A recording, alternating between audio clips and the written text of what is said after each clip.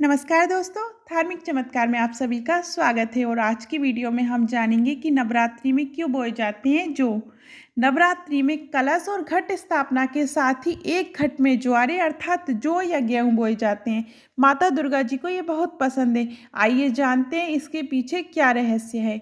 नवरात्रि में कलश के सामने एक मिट्टी के पात्र में मिट्टी में जौ या गेहूं को बोया जाता है और इसका पूजन भी किया जाता है। बाद में 9 दिनों में जब ज्वारे उग जाते हैं तो उसके बाद उनका नदी में विसर्जन किया जाता है।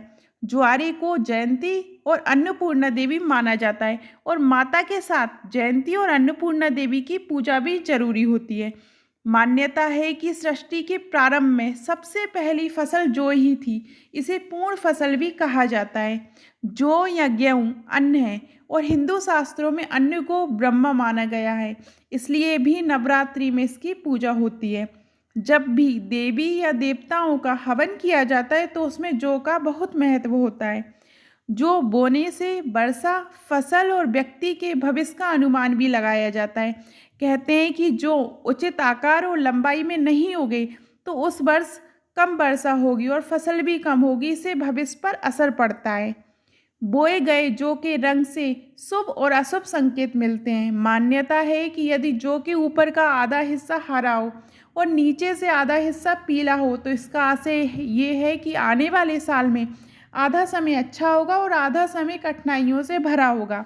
यदि जौ का रंग हरा हो या फिर सफ़ेद हो गया हो तो इसका अर्थ है कि आने वाला साल काफ़ी अच्छा जाएगा। यही नहीं, देवी भगवती की कृपा से आपके जीवन में अपार खुशियाँ और समृद्धि का वास होगा। कहते हैं कि नवरात्रि में बोई गई जौ जितनी बढ़ती है उतनी ही माता रानी की कृपा बरसती है।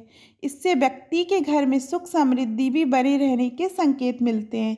मान्यता है कि यदि जौ के अंकुर 2 से 3 दिन में आ जाते हैं तो ये बेहद शुभ होता है और आदि जो नवरात्रि समाप्त होने तक जो ना उगे तो ये अच्छा नहीं माना जाता है। हालांकि कई बार ऐसा भी होता है कि यदि आपने उचित तरीके से जो नहीं बोया है तो भी जौ नहीं उगता है। ऐसे में ध्यान रखें कि जौ को अच्छे से बोएं।